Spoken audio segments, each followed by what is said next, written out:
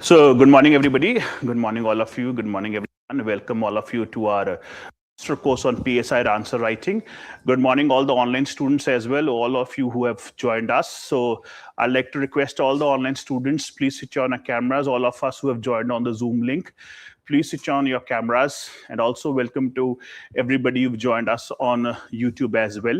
So students, today is the first lecture on the answer writing program which we have launched for all of you on political science and international relations. This particular course has been designed keeping in mind that you have a target plan for 2027, that you all intend to write your mains examination in 2027 and ace the optional paper, because optional is very important. Optional can be a make or break option. It's a make or break choice. If you score good marks in the optional paper, it can propel the possibility of your selection. It can enhance the probability of your selection and help you get a very good rank.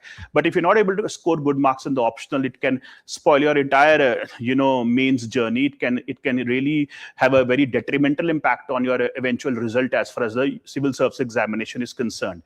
And we believe that this is the ideal time to start and do optional answer writing, because you all are very well aware that the prelims examination is going to happen next year in April and May.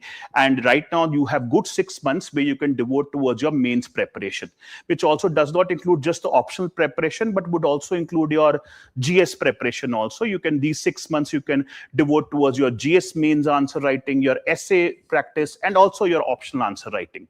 So I would suggest up till the month of December, you have ample time to focus on all of this so that you are exam ready. So that if you qualify the prelims examination, you don't have any mains anxiety. You don't have any such anxiety that my optional is not ready, or my essay practice have not been done, my ethics practice have not been done. So mains ready. And this is the right time to do it. The ones who would waste these 6 months, even if they qualify the prelims paper next year, they would not be able to qualify the main stage. They would not be able to surpass that particular stage. So this 6-month window is very critical. Keeping in that thing in mind, we have designed this course for you, which you all have joined. So 6.5 months program it is, in which we will do a detailed answer writing program with you, which would also include discussions on previous year questions as well. So students, today is an orientation lecture in which I would help you understand, first of all, the entire breakup of the course. Briefly, in the beginning itself, I'll tell you that how do we intend to run this particular course with you and what all cooperation I do expect from your end as well. And then secondly, students, you all must have received a handout today on answer writing. So we will also discuss answer writing, that how to best write best answers, what should be your approach, important answer writing tips. This handout must have also been uploaded for online students. You can also download a copy of that. So I'll do a detailed discussion on that as well. So students, first of all, this particular program, the answer writing program which is there, in this we have done one thing. We have integrated answer writing with previous year questions, because you need to understand this, that mains, PSIR mains examination, the same themes they keep on repeating. UPSC has this tendency of asking the same themes every year. The language of the question may change, the context of the question may change, the way they word the question may change, but the theme remains the same. So it is very important to be a smart aspirant. It is very important to identify those themes and prepare your, strategize accordingly, prepare accordingly. That is why we should devote a lot of time towards previous year questions. In fact, our entire preparation, our optional preparation should revolve around previous year questions. And that will greatly help us. Smart aspirants is what they do this. Smart aspirants, they already know what are the same, this chapter, in this chapter, which theme is being asked.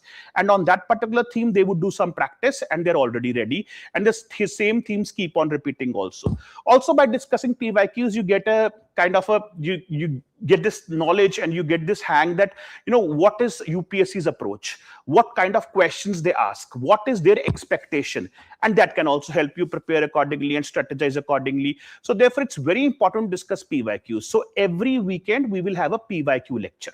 Every weekend. This weekend, Saturday, we are having an orientation class, but we won't have an orientation class every week. So every weekend, we will have a PYQ lecture, where either myself, if it is paper 2 PYQ discussion, and I will discuss PYQs with you. Chapter wise discussion we will do. Every week we'll pick up couple of chapters and we'll discuss all previous year questions regarding that particular chapter, and we'll tell you how to attempt PYQs, the entire approach, and everything will be discussed. And if paper 1 questions are there, then Sushant sir, my colleague Dr. Sushant Verma, he will take your PYQ discussion. For example, Tomorrow you have a lecture with Sushant sir, where he's going to discuss previous year questions on Plato, Aristotle, and Machiavelli. We're starting with Western political thought. So on these three thinkers, you have a PYQ lecture tomorrow. So every weekend we'll have a PYQ lecture. Previous year questions would be discussed, which will be followed by a test.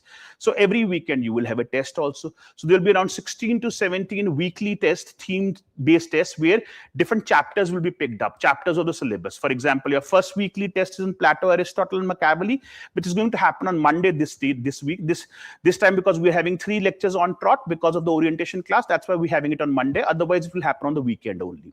So the first test is on Plato, Aristotle, and Machiavelli. Your next weekend, you have a test on theory of realism. IR theory, IR test, theory of realism.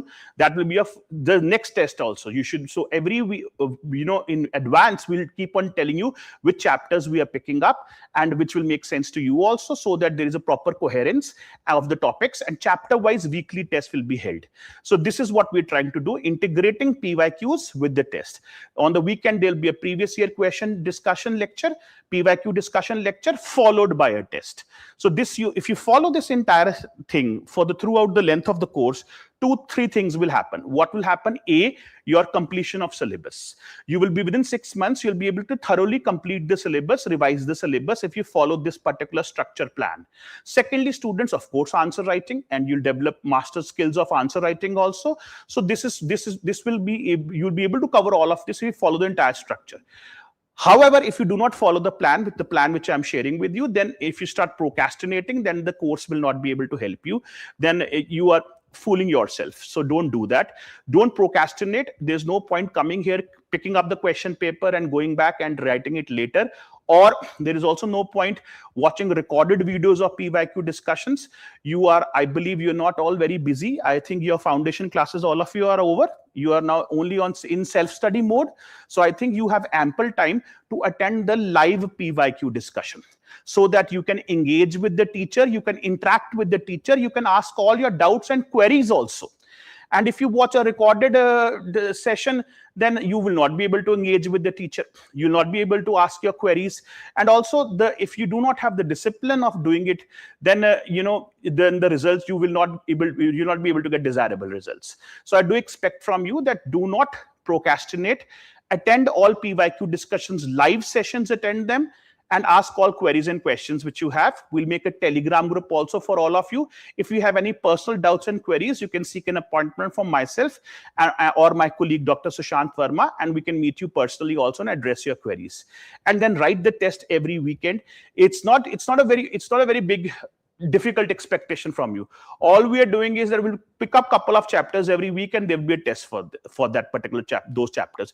I believe 1 week is more than sufficient to at least cover 2 chapters, at least read 2 chapters. You can do that.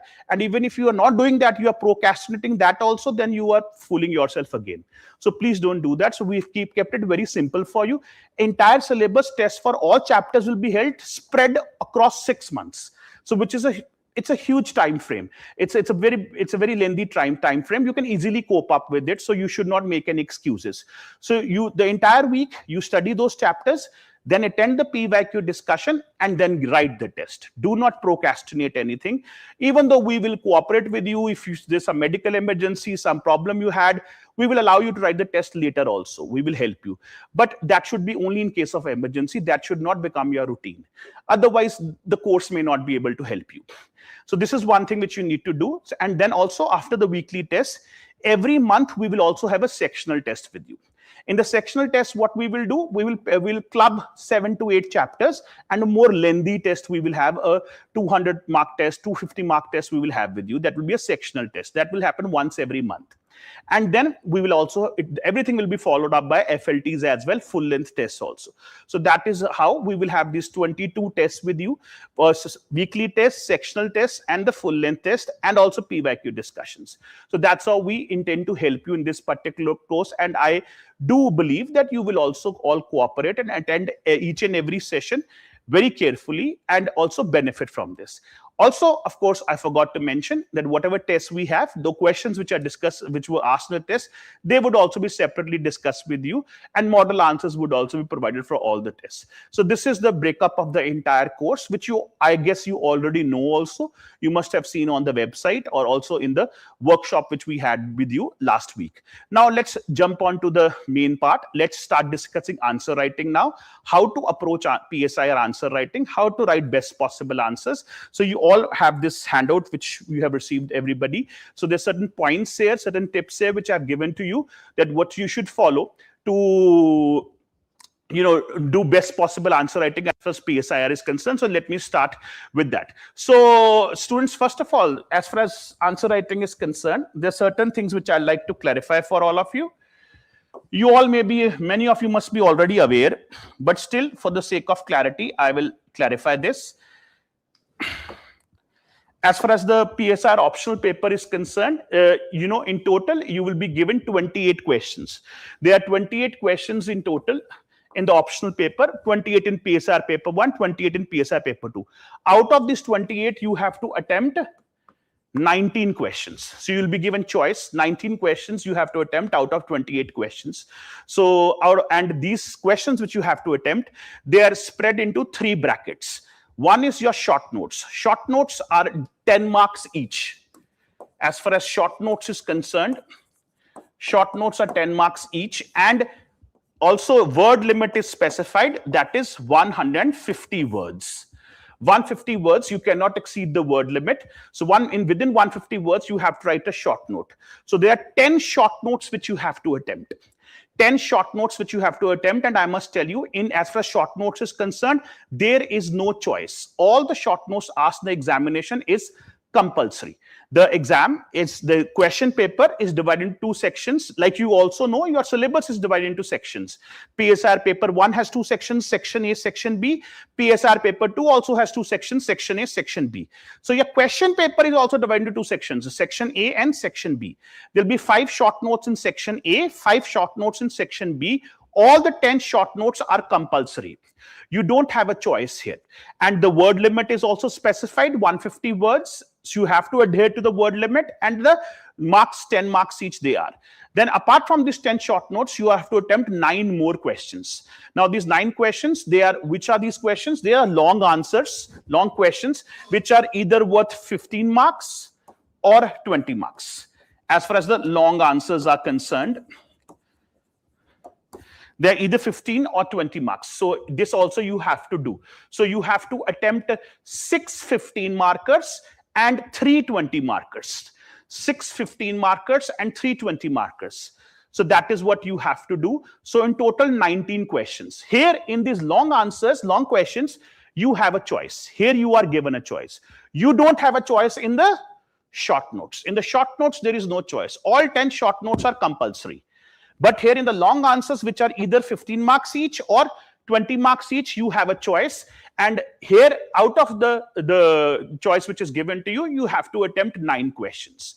9 questions you have to attempt, which includes 6 15 markers and 3 20 markers. So in total, 19 questions. Out of total 28 questions, you have to attempt 19 questions. 10 short notes, 3 20 markers, and 6 15 markers. So this is what you have to do. And therefore, you should understand that what challenge you are dealing with.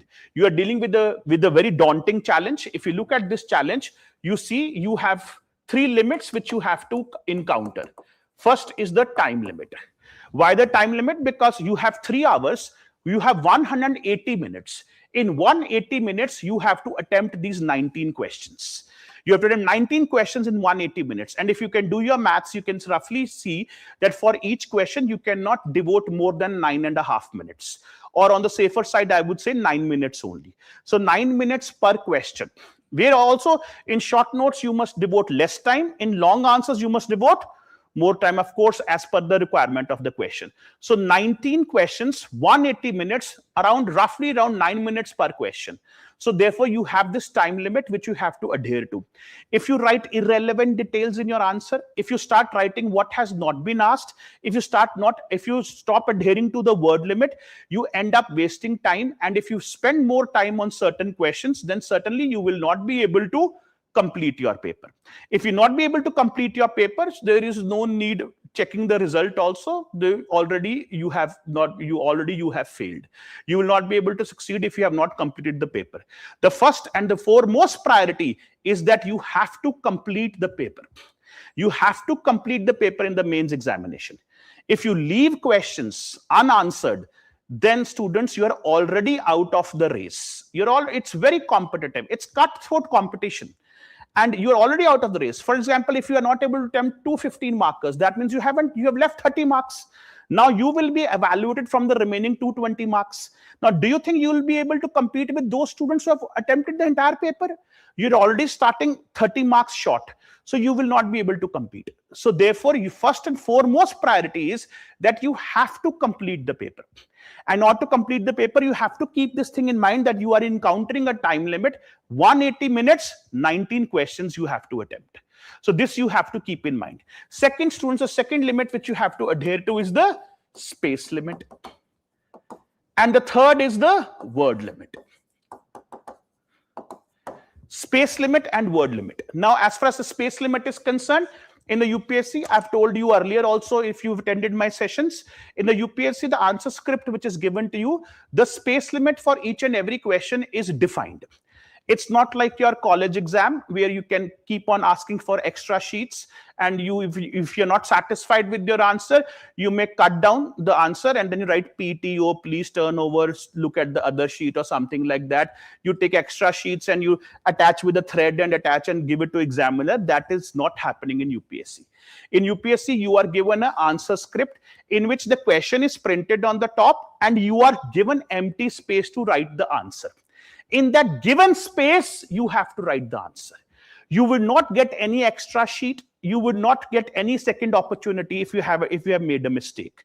So in the given space limit, you have to write the answer. What is a space limit? For short notes, they give you 2 pages to write. For 15 markers, they give you 3 pages to write. For 20 markers, they give you 4 pages to write. So within this given pages, you have to write attempt your answer, attempt the question. You won't get any extra sheet. You can't exceed this space limit. And there are 2 pages for 10 markers, 3 pages for 15 markers, 4 pages for 20 markers. The third is, students, the word limit. Now, as I have already told you, word limit for 10 markers, short notes is already defined that it has to be 150 words in 2 pages you have to write. For the long answers, 15 and 20 markers, the word limit is not specified. Word limit has not been specified. But the space limit is specified. For 15 markers, you get 3 pages. For 20 markers, you get 4 pages. So within those pages, you have to write. Word limit is not specified, but space limit is given to you. So if you roughly see, if 150 words, in order to write 150 words, you need 2 pages. So in 3 pages, you can maximum write 200 to 250 words. And 4 pages, you can maximum write 300 to 350 words. So that is your word limit for all the questions. So these are 3 limits which you have to encounter while attempting the paper. So this also needs a lot of practice. How to master all this? How to encounter these 3 limits? Because our objective is to complete the paper and also write qualitative answers. Write academically rich qualitative answers in the given 180 minutes. So that is something that is the challenge which we have. That in the given time we have to complete the paper and also write qualitative answers. Now this is a very big challenge. And for that, a lot of practice is required. Then only you will be able to master answer writing skills. And that is what we intend to do throughout the course here. That is why I tell you always, and I will again repeat myself, that practice is very important. Now, mastering these skills, encountering these challenges, completing the paper, writing qualitative answers, this skill set cannot be developed overnight. It cannot be developed in a fortnight also. It cannot be developed in 1 month period also. So you need good practice for 6, 7, 8 months. then you will be able to develop this skill. That is why I was requesting you, don't procrastinate things and do as we advise and start writing from the first test itself. Then you will be able to develop these skill sets. These skill sets cannot be developed overnight. And if you have seen, the pattern of the exam is changing. The gap between the prelims examination and the mains examination, every year it is shrinking. This year you have 2.5 months after the prelims result. Now within that 2.5 months, if you have this impossible expectation from you that within that 2.5 month gap I will do everything, I'll do answer writing also, optional also, GS, ethics, everything I'll be able to do, essay also, that's not going to happen. And your competitors who are doing practice since last 1 year, you will not be able to compete with them. You will not be able to complete the paper also. So that is the reason why you are made a very wise choice to do answer writing now itself. You have made the wise choice. Now implementation is also important. You may make a wise choice, but do you not implement? Just for psychological satisfaction, you may join an answer writing program, but do not write the tests. So that is not going to help you. So therefore, this is such a big challenge you have to overcome. That is why regularly write all the tests. Now, students, also one more thing I like to highlight before I move further, that at times you have this writing anxiety. You have this writing anxiety because we all, at times go into a state of inertia where we are not able to break the inertia. We are not able to pick up the pen and write. And we keep on postponing things that, no, I'm not well prepared.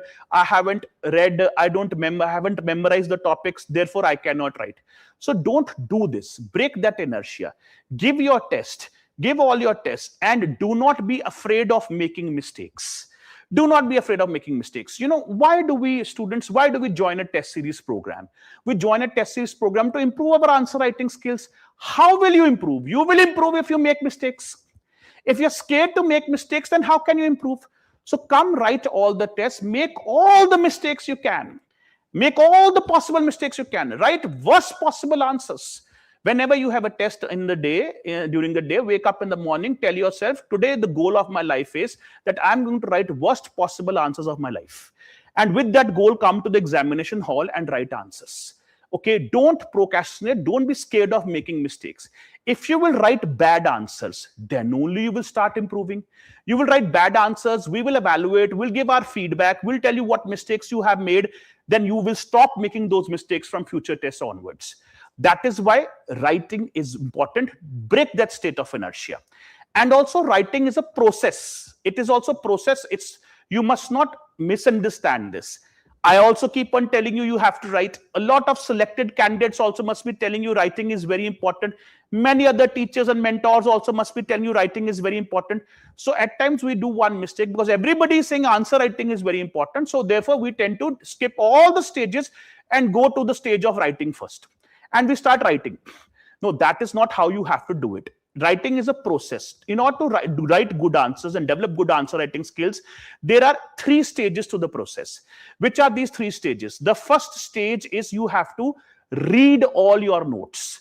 For example, I'm telling you here in our course, what will happen on the weekend, you will have a test for 2 chapters. So during the weekdays, you have to read notes, whichever notes you have regarding those 2 chapters. I believe you've all done your foundation courses and all your notes must be ready. PSIR notes must be there. So read your notes. And while you read notes, think also. Read and think. For example, if you're reading about the ideas of Plato or Aristotle, you should try and think and internalize those ideas and what is this philosophy and how is this philosophy today relevant in human society. Try and internalize those ideas also, so that then only you'll be able to connect with the idea and you'll be able to memorize as well. So read and think. In the first couple of readings, you must not even think of memorizing. You should only about relating with the ideas which you are reading and implementing that and thinking about it, that how are these ideas, how are ideas of Gandhi, how are ideas of Marx even relevant in today's contemporary society. Think, read and think. Then the second stage is memorizing and revising. Once you have done a thorough reading, then focus on memorizing and revising. Read, memorize, revise. Third stage, writing on the weekend.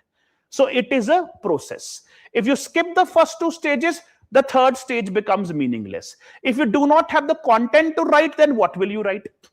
So this is a process which you have to follow. Every week you have to follow this process. During the weekdays, 5 days, read, memorize, and revise. On the weekend, previous PYQ discussion followed by a test.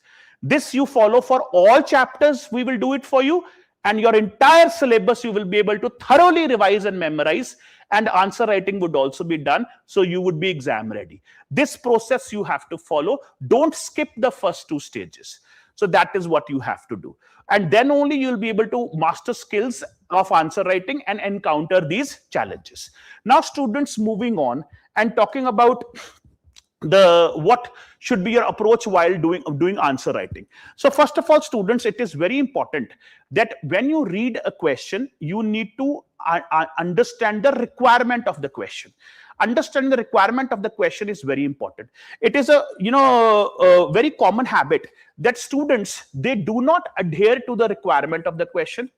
They do not try and understand the requirement of the question. Requirement of the question is very important. That is what you have to understand. Students do not understand the requirement of the question. They start answering the topic. That's a one common habit, common mistake which students make while attempting PSIR questions. Whenever you read the question, your purpose should be, your objective should be, even if you have to read it again, read it twice, read it thrice, read 4 times, and understand the requirement of the question. What is the UPSC examiner trying to ask? You have to adhere to the requirement. You do not have to answer the topic. Let me give a case study for you. And for that, I will refer to the PYQ booklet. I also recommend all of you that you should all buy this PYQ booklet. This booklet is for PSIR, previous year questions. Chapter-wise PYQs have been given in this particular booklet. It is available in the market. You don't have to buy a solved question booklet, only the question bank. It is a question bank of previous year PSIR questions. So I'll refer to this particular booklet and I will discuss with you. I'll give you a case study so that you can understand that what do I mean by this thing, that you have to adhere to the requirement of the question and do not answer the topic. So I'll go to page number 41 of this question booklet if you have the question booklet. If you do not have, don't worry, I'll tell you the questions. So here I will pick up 3 questions on realism. I hope you all must be very well aware that in IR theory chapter, there's a theory called realism. It is the most important theory as far as international relations is concerned. It is also described as the hegemonic school of thought. Classical realism given by Hans J. Morgenthau and Neo-Realism given by Kenneth Waltz. So on realism, I'll pick up 3 questions. Now, these 3 questions were asked in the year 2023, 2022, and the year 2021. So 3 years, consecutive years, 2021, 22, 23 questions were asked on realism. Now the topic here is realism. But in each of these 3 questions, the requirement is different. So you have to understand the requirement. You know, one mistake we do is that we look at the topic and we start writing whatever we know on that particular topic. This bad habit we develop in our colleges and universities, where we only answer the topic, we do not answer the requirement of the question. Here you cannot make that mistake. Why you cannot make that mistake here? Because here you have these 3 limits: time limit, space limit, and a word limit. If you start writing irrelevant details, you have already failed. So you have to follow instructions very carefully. So let me give you this example. So a question was asked in the year 2023. The question is, what do you mean by defensive and offensive realism? That means this question is also on realism, but there's a specific requirement. What is the requirement? Requirement is that you have to highlight defensive realism and offensive realism. Defensive, difference between defensive and offensive realism. Defensive realism given by Kenneth Waltz, offensive realism given by John Mearsheimer.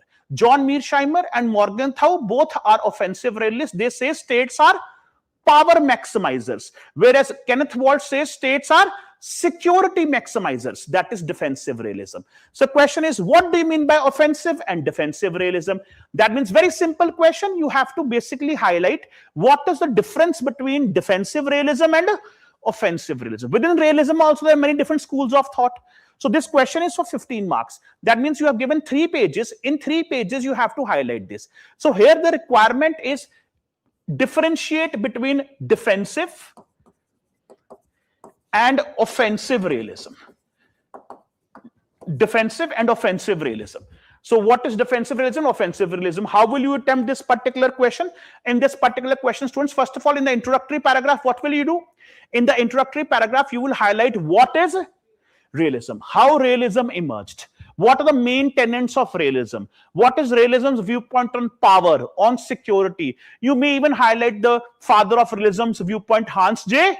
Morgenthau, who says realism is nothing but international politics is nothing but struggle for power. He's given a power-centric model, a state-centric model of international politics. So that context of realism you can highlight in the introductory paragraph, that what is realism, the basic theory of realism in IR, given by Hans J. Morgenthau in his book Politics Among Nations, and highlight the definition and the main ideas and tenets. Then in the body of the answer, you start writing that within realism also different schools of thoughts have emerged. There's something called classical realism, neo-realism, neoclassical realism, and different scholars, realist scholars, have given different viewpoints on the realist theory, out of which two schools of thought have emerged, defensive and offensive. Then you make two subheadings. In one subheading, you have defined defensive realism. The other subheading, you define offensive realism, and also differentiate between the two. Defensive, like I told you, has been given by scholars like Waltz. Waltz says states are not power maximizers, they are security maximizers. Whereas offensive realism, given by Mearsheimer and Morgenthau, says states are power maximizers. Mearsheimer says all states are would-be hegemons. They want to become hegemons. They are gap maximizers. So those ideas, you have to engage with the ideas of Morgenthau, Mearsheimer, and Waltz while defining defensive and offensive realism, and which was done in the foundation classes, notes and everything also you must be having. So that is how you do it. Then students, in the concluding paragraph, what do you do? In the concluding paragraph, highlight the contemporary relevance of these ideas. Highlight contemporary relevance of these ideas, that how both these ideas are important, and we can see visible examples of this in the real world right now.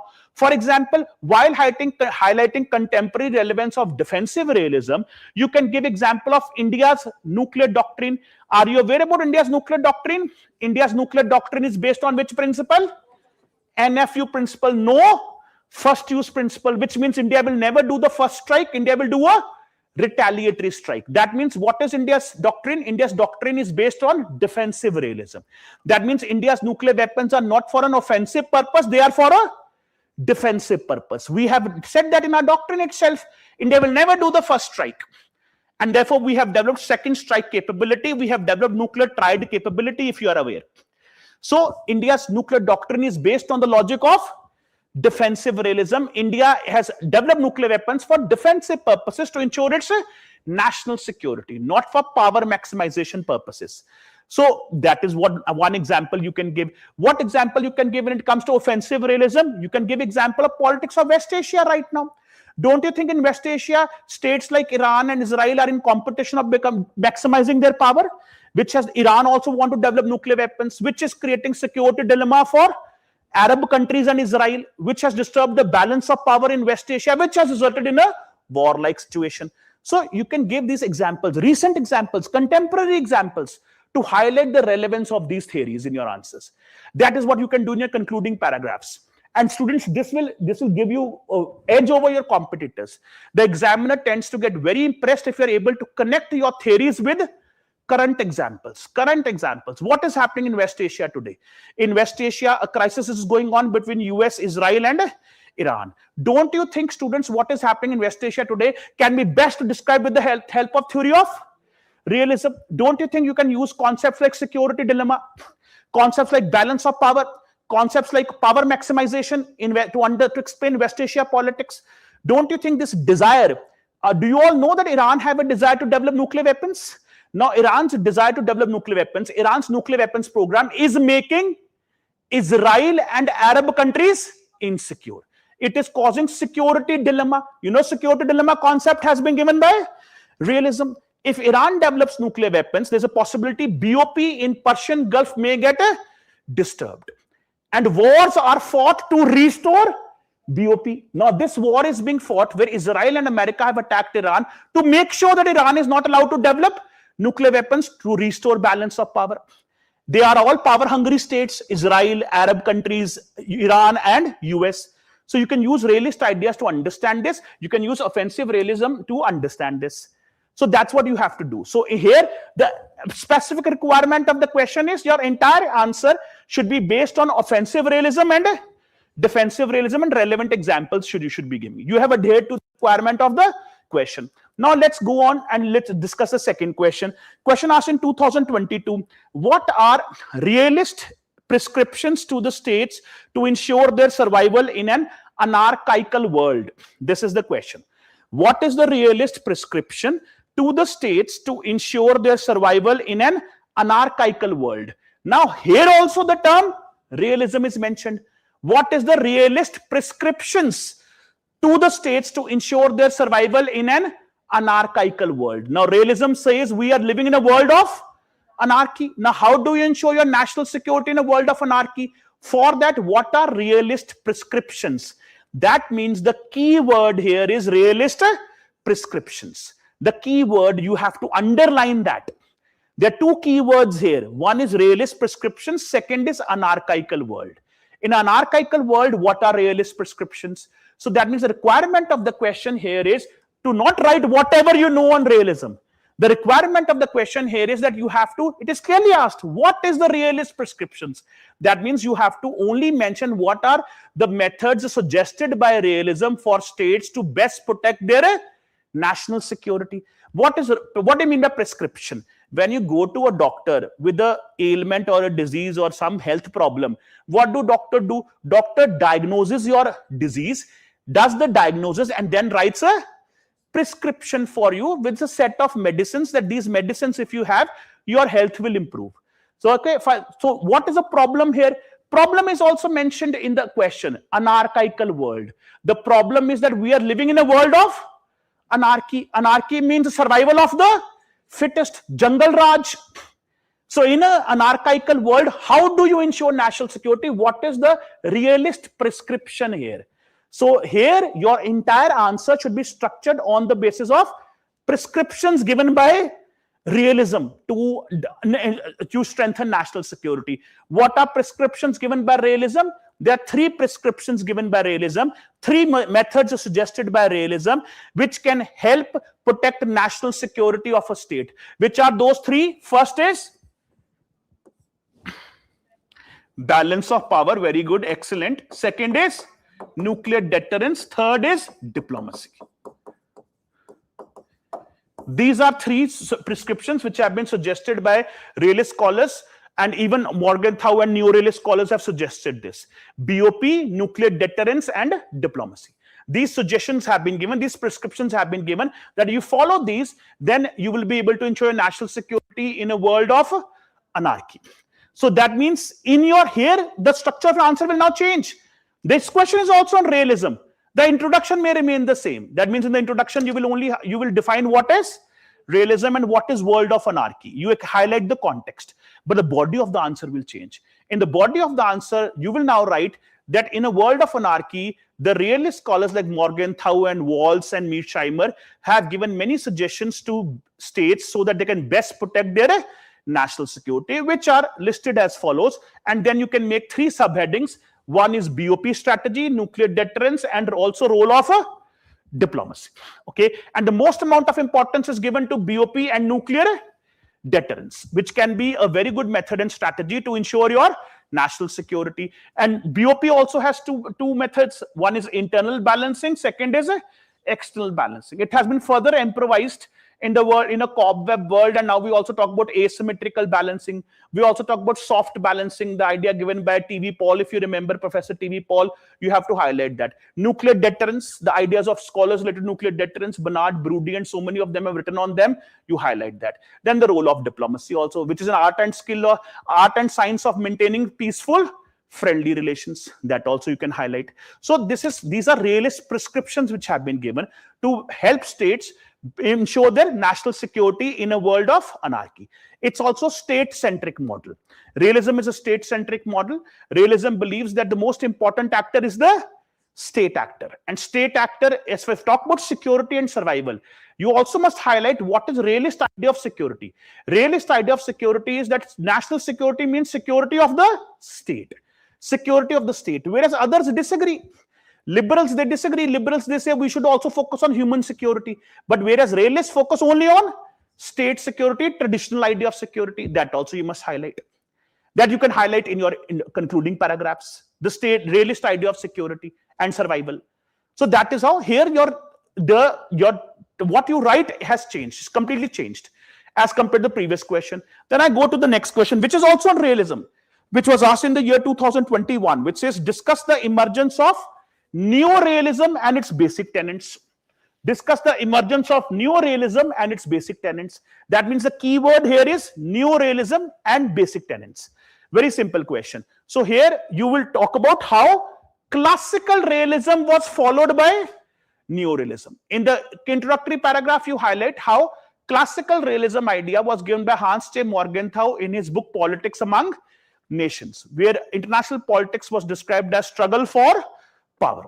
However, in the introductory paragraph itself, you highlight the limitations of classical realism. What are limitations of classical realism, students? Why there was a need to give Neo-Realism? What was wrong with classical realism? Classical realism had not given scientific explanation of international politics because classical realism was based on the assumption of human nature. And human nature is very subjective. If your assumption of the theory is human nature, that means your theory is very subjective. It is not scientific explanation. So there were lacunas, there were limitations in classical realism. That is why later Kenneth Waltz in his book Theory of International Relations 1979 gave the idea of Neo-Realism, and tried to make classical realism more scientific.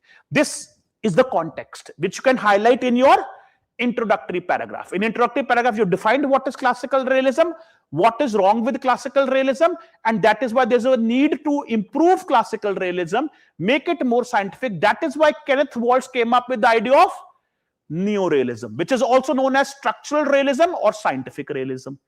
This you mentioned in the introduction. You've hit the nail on the head. You've understood the requirement of the question. Then the body of the answer, you talk about Neo-Realism. What is Neo-Realism? What are its basic tenets? What Neo-Realism given by Kenneth Waltz? Neo-Realism, which says in Neo-Realism, the assumption of human nature have been replaced by anarchy. That states are power hungry, not because of human nature. States are power hungry because they are living in a world of anarchy. Anarchy which makes them insecure.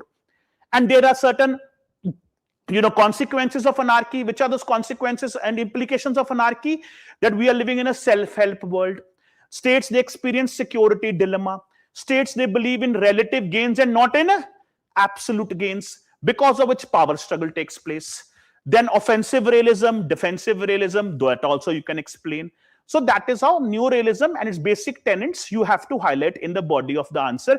And then in the concluding paragraph, highlight the contemporary relevance by giving examples. So that is how you attempt. So here I have taken up this case study for you. Today is not a lecture on PYQs of realism, but I've taken up this case study for you. The 3 questions I've discussed with you, all 3 were on realism, but the requirement was different.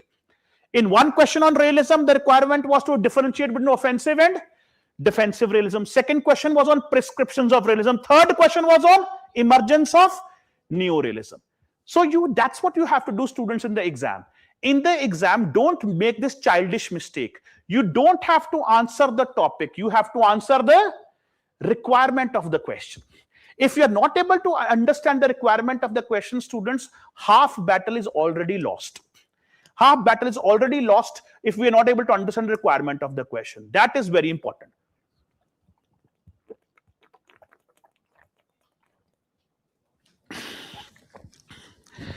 And also, students, while do you all remember postmodernism? Postmodernism says that we should do double reading and deconstruction. Try and do double reading. Read the question twice, thrice. Read also what is not written. What is not written, and also deconstruct as well. And then you'll be able to understand the requirement of the question, requirement of the particular question. What is the examiner expecting from me? For example, in this question, discuss emergence of Neo-Realism and its tenets. Now, this question is on Neo-Realism. Discuss emergence of Neo-Realism. Now, to discuss emergence of Neo-Realism, you have to talk about failure of classical realism also. Now that is not written, but you have to discuss that. If you discuss failure of classical realism, then only you can discuss why Neo-Realism has emerged. So you have to do double reading and deconstruction of the question, the language of the question, and then understand the requirement. That is very important. So don't do this mistake. You don't have to answer topic, you have to answer the requirement of the question. Then only you are in the right direction. That's the first stage. So no harm. Read the question twice, thrice, 4 times, no harm. Understand the requirement, then structure your answer. That is what you have to do. Second thing also I would like to highlight, students, when I talk about requirement of the question. Now, in the requirement of the question, there is one more thing which you should keep in mind. One is understanding the question, what precise theme have been asked that you have to identify, which we did in this particular example, which I highlighted for you. There's one more thing you have to understand. The second is the directing words. The directing words which are given to you in the question. Each and every question will have certain directing words, or also at times they are described as question tags. Now, these directing words and question tags are also very important. They also help you understand the requirement of the question. And we should not ignore them. We should not just brush them aside, take them carelessly. They are very important. They help us determine the structure of our answer. Which are these question tags or directing words? In the handout, also on page number 3 of the handout, I've given you all these directing words and their meanings as well. So what are these directing words? When you read questions, PYQs, you must have come across these terms: explain, examine, discuss, what do you think, comment, critically examine, critically evaluate, substantiate. Such words you must have seen in your questions, PYQs. Now, these are called directing words, or also referred to as question tags. Now, all of them have a certain meaning, and they will change the requirement of the question. If the directing word changes, if the question tag would change, the requirement of the question would also change. Now, let me tell you, help you understand what are these. For example, students, if you get this question tag, elucidate or explain. Elucidate or explain. Elucidate or explain. If this particular question tag is there, that means that you have to do this basic description of the idea which have been asked. For example, if you get the question, explain main tenets of realism, then what you have to do is just explain what realism and what are its main tenets, main assumptions, and the relevant scholars and their names and everything. But if you get the question tag, substantiate. Instead of explain, the question tag is substantiate. Substantiate means that now you have to, along with the explanation, you're also expected to give examples. To substantiate your argument, you have to give examples also. You have a particular argument. You are saying IR is nothing but struggle for power. That is realist explanation of IR. Now, to explain this argument, substantiate this argument. To substantiate this argument, you are expected to give examples also. So whenever the question tag is substantiate, that means you have to give examples. Anyways, I would tell you, in all your answers, you must give examples. But when the question tag is substantiate, then giving examples become compulsory. What do you mean by substantiate? Substantiate means whatever argument you are giving, substantiate your argument with the relevant examples. So you were saying, talking about power struggle, give examples of Russia-Ukraine war. Give examples of Israel-Hamas war. Give examples of the crisis right now in the Persian Gulf state of Hormuz. So that is what you have to do if the question tag is a substantiate. If the question tag is discuss, the question tag is discuss views, discuss main tenet. Discuss means you have to precisely discuss views given by different scholars. Different set of viewpoints which have been given on that particular theme by different scholars, you have to highlight them. Your focus should be more on discussing scholarly viewpoints. If the question tag, students, is examine, examine or evaluate. If this is the question tag, if this is the directing word, then the requirement of the question will change. Why? Because if they get the question tag examine or evaluate, or even if you get the question tag comment, or even if you get this question tag that do you agree, what do you think, these question tags, this means that now whatever theme has been asked in the question, you have to discuss the strength of the idea and also the weakness of the idea. Strength and weakness both. Merits and demerits both. You have to discuss when the question tag is examine or evaluate. For example, if I ask a question, explain realism, and if I ask a question, examine realism, the requirement of both these questions is different. When asked the question, examine realism or evaluate realism or comment on realism, then students, you are expected to describe realism, talk about its strength, and also talk about its weakness. Also discuss its limitations, its criticisms. Who all has criticized realism? All the other IR theories have criticized realism. Liberal critique of realism, Marxist critique of realism, postmodernist critique of realism, feminist criticism of realism, social constructivist criticism of realism. So the weaknesses are also there. So whenever you get the question tag examine or evaluate, that means you have to discuss both the sides of the coin, the strength also and the weakness also. It is very simple. It's very simple. It's not very difficult to understand. It's not rocket science. For example, you are now in this answer writing program. If you write a particular answer, you will come to me, you'll say, sir, I've written this answer. Please examine. Please evaluate. Give your feedback. So if you tell me to examine or evaluate your answers, when I examine or evaluate your answers, am I only supposed to tell you your strength or your weaknesses also? Both strengths and weaknesses, both. That is what you have to do whenever you get the question tag examine or evaluate. So you have to do this. But if the question tag is explain or elucidate, then you are not expected to mention criticisms or limitations. Then you are only expected to do detailed explanation of the relevant idea which have been asked in the question. So that is a difference here. Also, students, in your PSIR paper, both in paper 1 and paper 2, you will get lot of quotation-based questions. Are you aware about quotation-based questions? Where they may give you a quotation and then they tell you to comment on the quotation. Again, the comment also have the same meaning. If a quotation has been given to you, and we'll discuss all quotation-based questions in our PYQ classes. If a quotation has been given to you, your first task is to identify the main argument which is given in the quotation. Identify the main argument which is given in the quotation. Once you have identified the main argument, then comment means now you have to comment on that argument. How can you comment? For example, if you have to, I tell you, comment on Indian cricket team. Okay, comment on Indian cricket team. Or what do you think about Indian cricket team? Comment means now when you're commenting on Indian cricket team, don't you think you will tell both the strength of the team and also the weakness of the team, that these are my favorite players, but these players are not very good. This is the strength of the team, but this is the weakness of the team. That means comment also means that whatever argument or idea has been given to you, have to highlight the strength and the weakness both. Strength and the weakness both. So you have to do that. Whenever you get quotation-based questions, you're told to comment on that quotation, identify the argument given in the quotation. That's your first task. And then that argument, think about the strength of that argument and also the weakness of that argument. That is what you have to do when you're told to comment. If you are asked, do you agree? That also have the same meaning. Do you agree or what do you think also have the same meaning as comment. In that, when you ask, do you agree with this idea or not?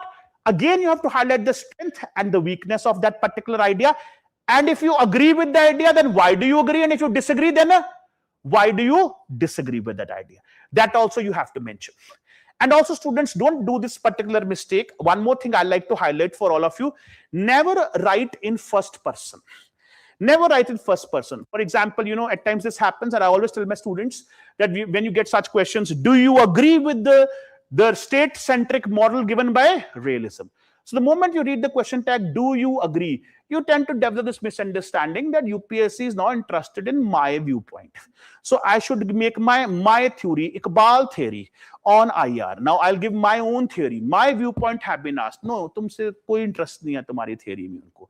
Fine. Do you agree? Again means that you have to examine that given idea.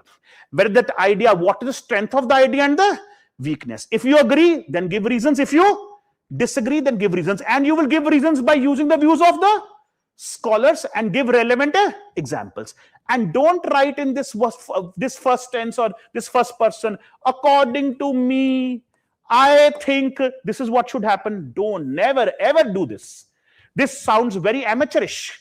Never write in first person. Never do this. Never use these letters or these words in your answer. According to me, I think this should happen. I think this should happen. This should not be done. That should be avoided. And therefore, students, you can use other, for example, if you want to highlight a particular idea, realist theory, if you're talking about, you can say that this particular given state-centric model given by realism is highly contested in IR theory. There are multiple debates on it. other theoretical perspectives, they contradict the state-centric perspective given by realism. If you want to give your viewpoint, for example, if you want to highlight this in the answer, that I don't agree with the theory of realism. I don't agree with the state-centric model of international politics given by realism. I don't agree that realism can explain the true nature of international politics in a cobweb world, contemporary world. Then students, you can, instead of writing this that I don't agree, you can say that the billiard balls model given by Arnold Wolfers is not suitable to understand contemporary nature of international politics. Cobweb model given by John Burton is more suitable to understand contemporary nature of international politics. You have given your viewpoint also without using the terms like I and me. You understand what I'm trying to say? You can highlight this idea is more suitable, this idea is less suitable. And there's no need to go into extremes. No, never use extreme language in your answers. Don't say this is the best, this is the worst. This is the best theory, this is the worst theory, it should be burned down. No, don't do that. Every theory gives you a partial reality.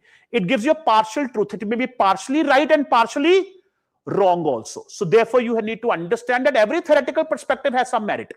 You cannot altogether reject it. Yes, you can use such terminology. This is more suitable or this is less suitable. This is less suitable to understand present nature of international politics. This realist point of view should also be substantiated by the point of view given by other theories. For example, realism fails to understand and fails to explain the exploitative model of globalization that you can highlight here. So that is how you have to do that. So this is what this question tag means, these question tags. And if you get the question tag, critically examine or critically evaluate, critically examine or critically evaluate, that means then you have to give more attention towards, your focus should be more towards criticisms, the weakness of the idea. If you get a question, critically examine realism, that means you define realism and then directly jump towards its problems, its limitations, its criticisms, which have been done by various other theories of IR. So these question tags, these directing words, students, they help you understand the specific requirement of the question. If the question tag will change, requirement of the question will also change. And all these definitions are also given to you in the handout, which have been circulated with all of you. And that you have to also keep in mind. So all this will help you understand the requirement of the question, which is the first stage. Requirement is very important. Do you understand requirement? Then structure your answer accordingly. Then students, how to structure your answer now. Let's move on to the second section of the discussion, that is how to structure. What should be the structure of your answer? So as a structure, you are all very well aware about this, that there should be an introduction, a body of the answer, and the conclusion, of course. That you are all very aware, very much aware that there should be these three parts of your answer. But there's no need to, your first paragraph is assumed that it is the introductory paragraph. You don't have to do this. A lot of students, they make this mistake. They even write this intro or introduction. They write and then they start. You don't have to do that. This again looks very childish. Your first paragraph is assumed that this is an introductory paragraph. Subsequent paragraphs are assumed that this is your body of the answer. Your last paragraph is assumed that it should be your concluding paragraph. And that's how like I told you, like I give examples of realism in the introductory paragraph, you have to highlight, in the introductory paragraph, you have to highlight the theme of the question, whatever the theme has been asked, whatever idea has been asked, you have to define that, highlight the context of the question. Body of the answer, in the body of the answer, you have to specifically adhere to the requirement of the question and make subheadings. Make subheadings on the basis of the requirement of the question. That is very important. When you talk about the body of the answer, in the body of the answer, you must use subheadings.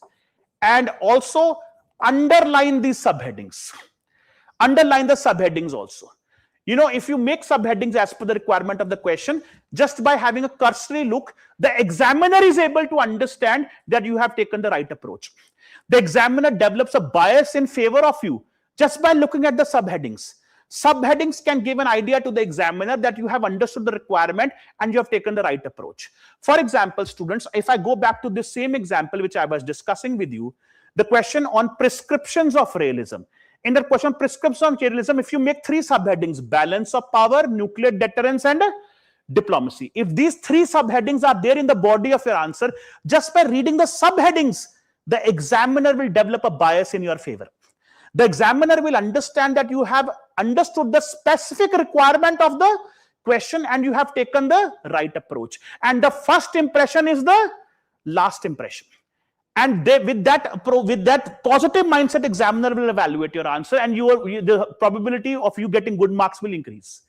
So that is what will happen. So subheadings are very important. Subheadings should be made as per the requirement of the question. For example, in this question, the subheadings can be defensive realism and offensive realism. In this question, the subheadings can be balance of power, nuclear deterrence, and diplomacy. So there should be proper subheadings in the body of your answer. That is very important. Underline the subheadings also. And there should be subheadings as per the requirement of the question. There should be proper flow of writing as well. The first subheading should have a connect with the following subheading, and so on and so forth. You have to do it. And also, students, write in small paragraphs. There's a difference between GS writing and optional writing. In GS, there is no harm attempting all your questions in points. You make bullet points for all your answers in GS. There is no harm. Nobody would, mind that. But in the optional, requirement is different. In the optional, you are expected to write like a mature candidate. You have to write academically rich answers. And academic analysis you are expected to do. So therefore, instead of making use of bullet points, you learn to write in small paragraphs. Learn to write in small paragraphs. Make subheadings and write in small paragraphs. Until and unless there is no other choice, when you have to make bullet points. For example, you have to list certain features, or you have to list certain schools of thought. There you can make bullet points. But again, rarely. That should not become a routine. In most of your answers in the optional, you should write essay-like paragraphs. Small paragraphs. That is also very important. Small paragraphs are very important. At times, students, what do is, their paragraph is 2 pages long. Their paragraph is 1 page long. That means they start writing and they do not know where to end one argument and then start with the second argument. When you go to the second argument, you have to make a new paragraph with a new subheading. You don't write a cluttered answer. Don't write a cluttered answer where you write a very long paragraph. All the ideas are that in that paragraph in a cluttered manner. That doesn't leave a good impression on the examiner. If there are 3 to 4 ideas which you want to argue in your answer, 3 to 4 arguments which are there in your head, then there should be 3 to 4 small paragraphs with proper subheadings.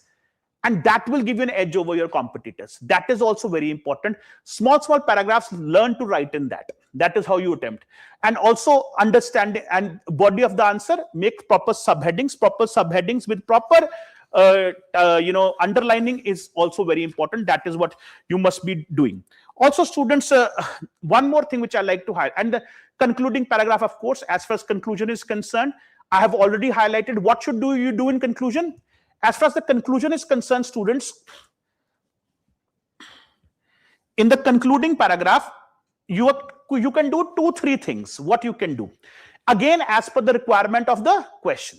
So first can be, in the conclusion, you can show a way forward.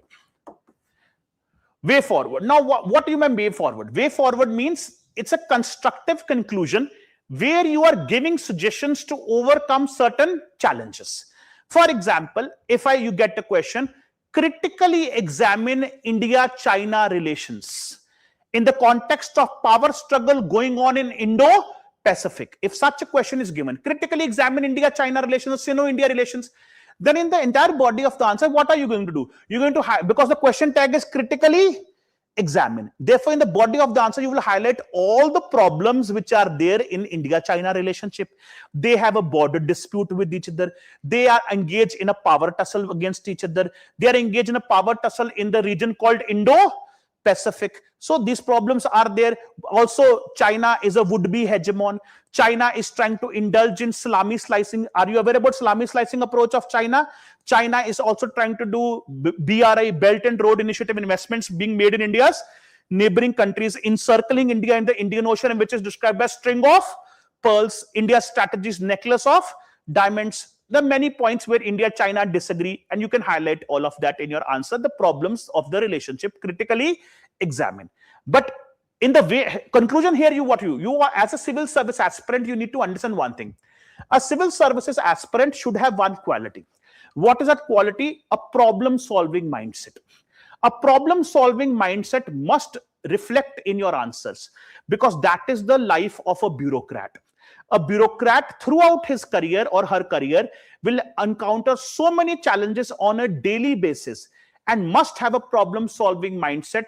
That means must have this approach to overcome those challenges that must reflect in your answers. So if in the body of the answer, if you mentioned that China is becoming very aggressive, China is doing salami slicing, China is doing string of pearls, China dominates supply chain of critical minerals, India is facing problems with China, you have highlighted all the problems now. Now, in the concluding paragraph, write a constructive conclusion showing the way forward. That means what all India can do to overcome these challenges. What approach India should follow to overcome these challenges. What approach India should follow to best protect its interest. So that is what you can do in the concluding paragraph. And you can again use the theory and concepts to highlight that way forward. That is what, or even the viewpoint for a particular scholar you can do. One more thing you can do in conclusion. You can highlight the contemporary relevance of the idea by giving examples. This also can be an ideal conclusion. Either you show the way forward or you highlight the contemporary relevance of the idea by giving examples, because it's an optional paper. In optional paper, it's not true that all your questions will be on current developments only. You will get static questions also. You will get questions on thought also.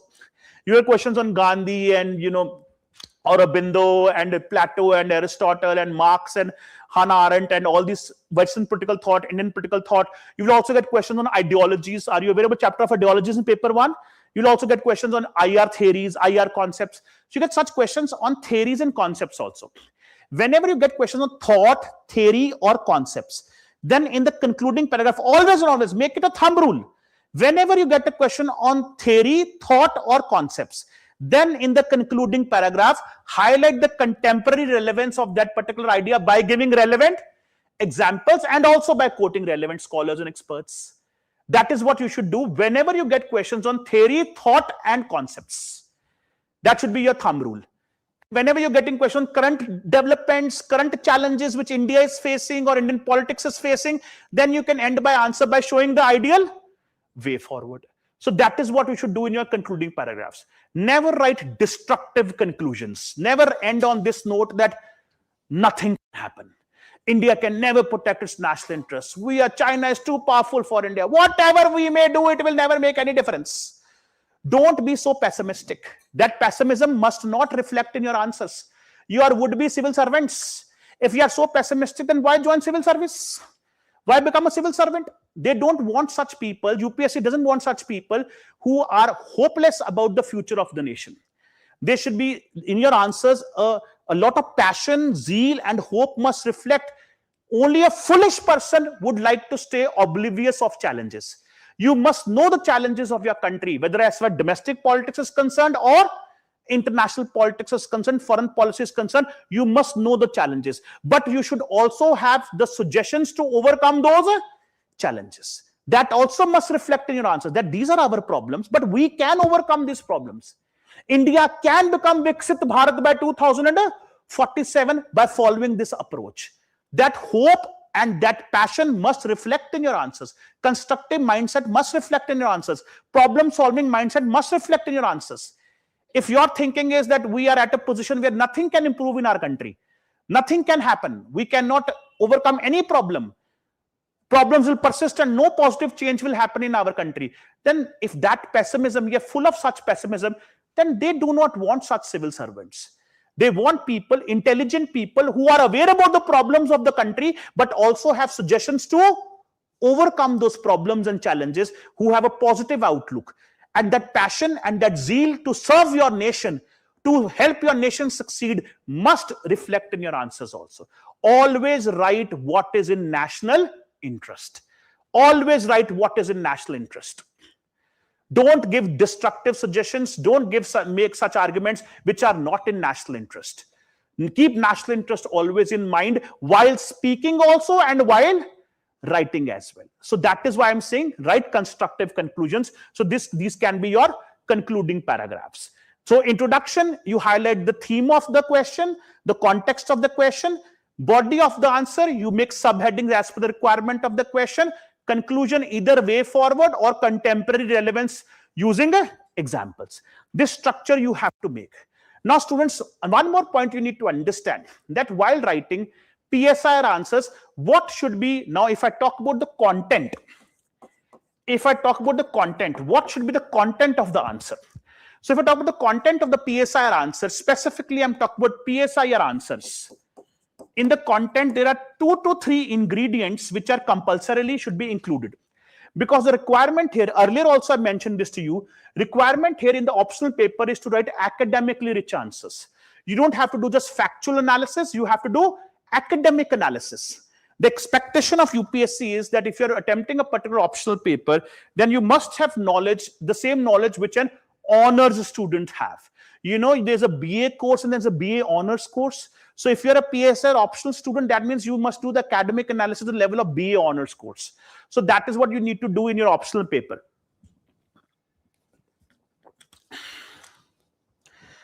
So what content is compulsory here, which you have to include?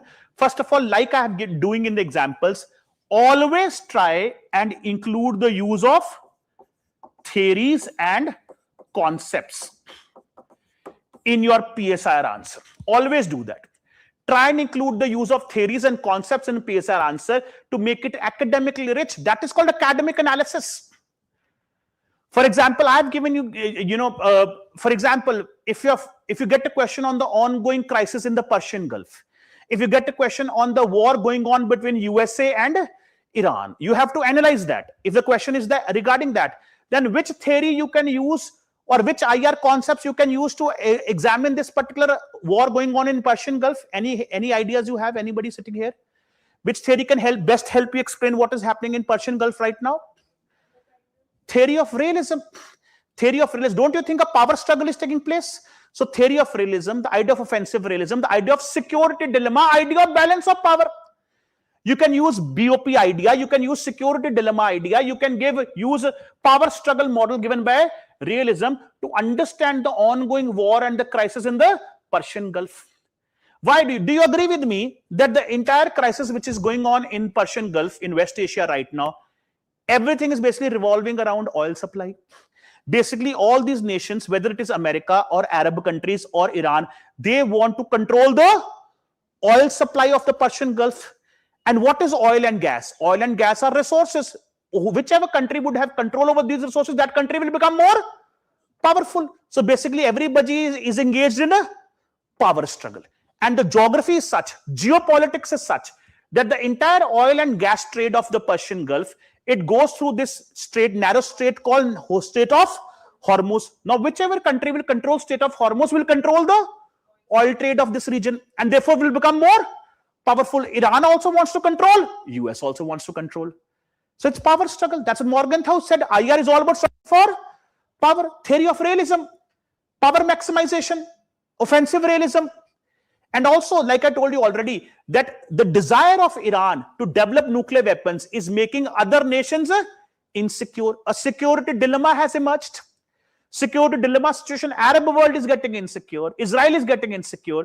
So you can use these IR theories and concepts, concept security dilemma, balance of power, power struggle, realist theory, to understand this particular war which is going on in West Asia. That means if you get a question on West Asia, try and include the theories and concepts. Similarly, students, for example, if you get a question on, in paper 2, PSI paper 2, section B, you have a topic called India and Global South.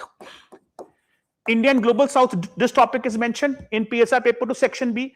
You know what is Global South?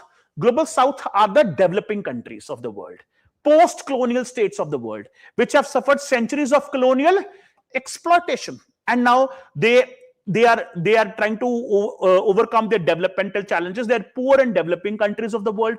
Majority of these poor and developing countries, post-colonial states, are located in the southern hemisphere. That is why they are known as the Global South.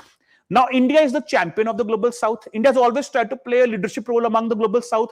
You may be aware the present government have also been hosting Voice of the Global South summits as well. India has been trying to, at all global platforms, India has been trying to articulate the interests of the global south, whether it is terrorism or it is climate change, global warming, environmental problems, pandemic, any world issue, global issue. India always argues about the interests of the global south, whether it's WTO, World Trade Organization, trade negotiations. So India has been a champion of the interests of the global south, have always been trying to play a leadership role among the global south. Now, if you get a question on global south, India's role in the global south, also the concerns of the global south. So which IR theory you can include here? Any guesses you have? Which IR theory will be suitable to understand the exploitative nature of international politics, where rich countries have been exploiting the poor countries, where global north have been exploiting the global south? So which IR theory will help you understand this? Marxist theory. Marxist perspective to understand international relations. Immanuel Wallerstein's world system theory, do you remember? Core periphery model. That core states are trying to exploit the periphery states. Drain of wealth theory. You can even use Gramscian perspective. So this is how Marxist perspective will help you understand the concerns of the global south. Now, if you want to do academic analysis, if you want to get good marks, then even if you get a question global south, you must bring Marxist perspective. Marxist theory, core periphery model, Immanuel Wallerstein model. That's what I'm trying to tell you. Use theories and concepts in your answers. That is very important. Connect the connect the current topics also with the theories and concepts. Need to connect static and dynamic portions of your syllabus.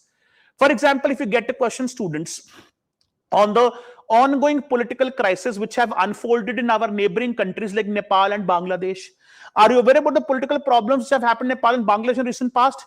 Are you aware how in the past 2 years the government has changed in Bangladesh? Sheikh Hasina had to resign and leave the country.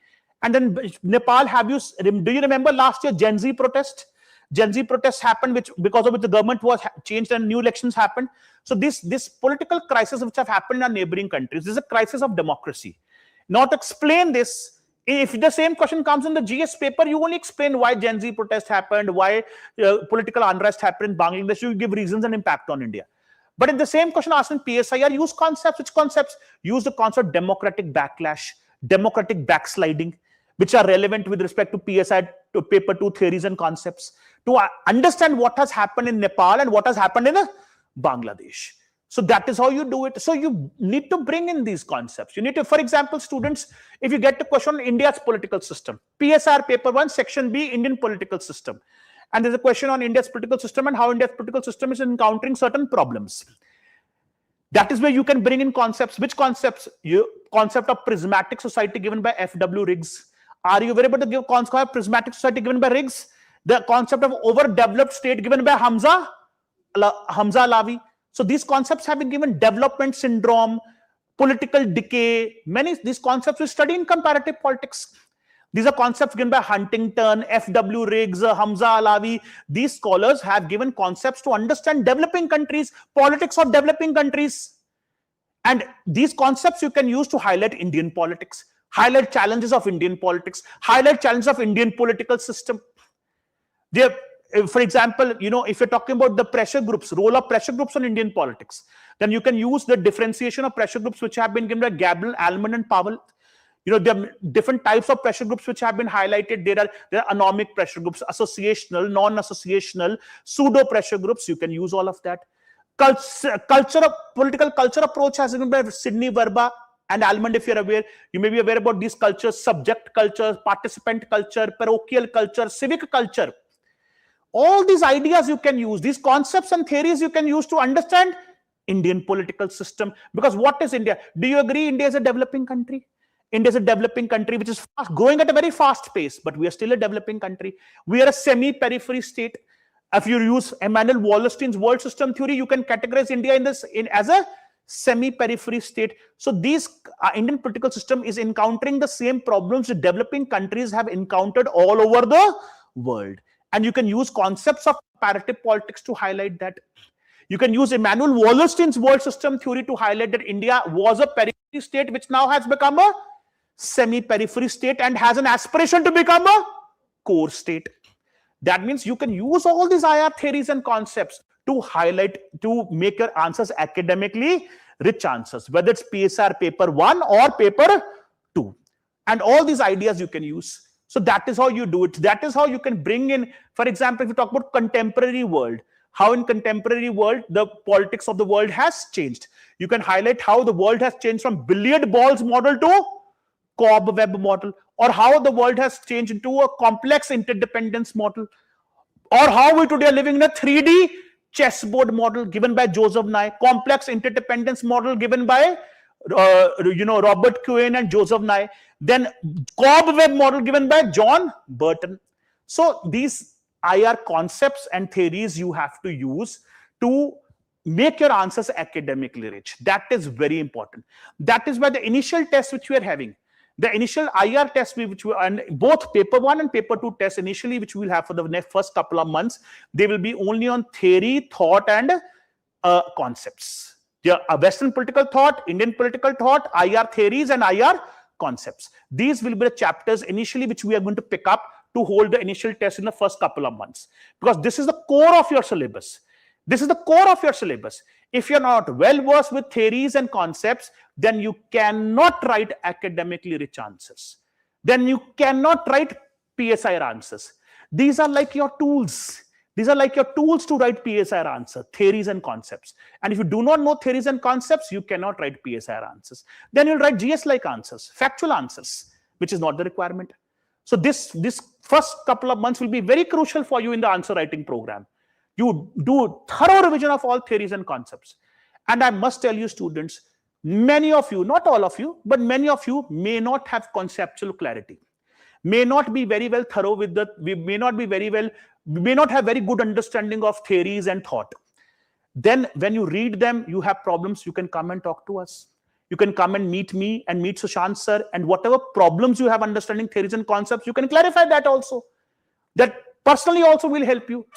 But if you procrastinate all this, then later neither you will have time nor we will have time to help you. Okay, right now we have the time for 6 months. There is no exam coming up for all of you. You can have time, ample time. Read. If you have problems understanding, come approach us. We'll discuss. We'll help you understand. Okay. And also, when you come meet the teacher, come up with a list of doubts. That, sir, I read this chapter. These are the 5 things which I did not understand. Then we can have a constructive discussion, a fruitful discussion, which will help you also, which is the judicious use of the time. If you come up with a blank mind, sir, बस समझ नहीं आया मुझे, मैं पूछूंगा क्या बेटा समझ नहीं आया, पता नहीं बस समझ नहीं आया, तो इसका क्या फिर मैं क्या बात करूं और तुम क्या बात करो, ठीक है, ऐसे नहीं होता बेटा, समझ नहीं आया, हम स्कूल में तो नहीं पढ़ रहे, आप पढ़ो चीज को, चैप्टर पढ़ो, what specific things you have not understood, make a list of that. That, sir, I did not understand this, I did not understand this argument, I did not understand this argument, I did not understand this scholar, and point by point we will explain it to you and help you. You get the point what I'm trying to say? And all this, ये सब कब हो सकता है? ये अभी हो सकता है बेटा, इन 2 महीनों में. This cannot happen after prelims. This cannot happen next year. So right now, if there are any lacunas in your preparation, any problems in your preparation, right now we can help you address all of this in the course, in this particular course. We'll discuss PYQs with you. You can ask your doubts also. So that is what you have to do, because without this, without theoretical understanding, conceptual clarity, not rote learning of notes, theoretical understanding and conceptual clarity is required. In the notes, it will not be mentioned that global south पे question है तो Marx को use कर ले. अगर West Asia crisis पे question है तो रियलिज्म यूज कर ले. नहीं, that connections you have to make yourself, and that you can make yourself if you have conceptual clarity and theoretical understanding. So that is what you need. Even Pax Silica, are you heard about Pax Silica? Even Pax Silica can be understood with the help of realism.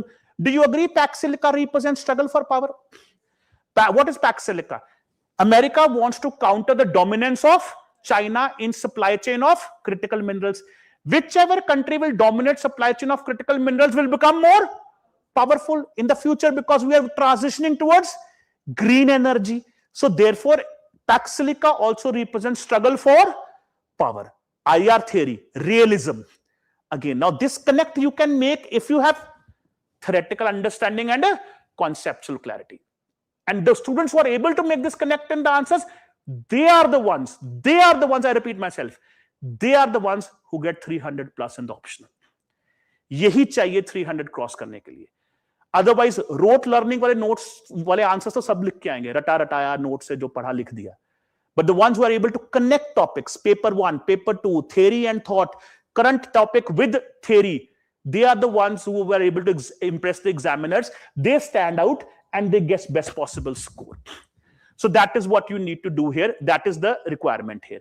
Second requirement, students, is the views of relevant scholars and experts. The views of relevant scholars and experts. That is also very important. When you explain, use theory, use the relevant scholars also. When you use a particular concept, use relevant experts as well. So scholars and experts for theory and thought and concepts, you're using them, you use relevant scholars. If you're talking about IR, if you're talking about India's foreign policy or Indian politics, Indian government and politics, then use the views of experts.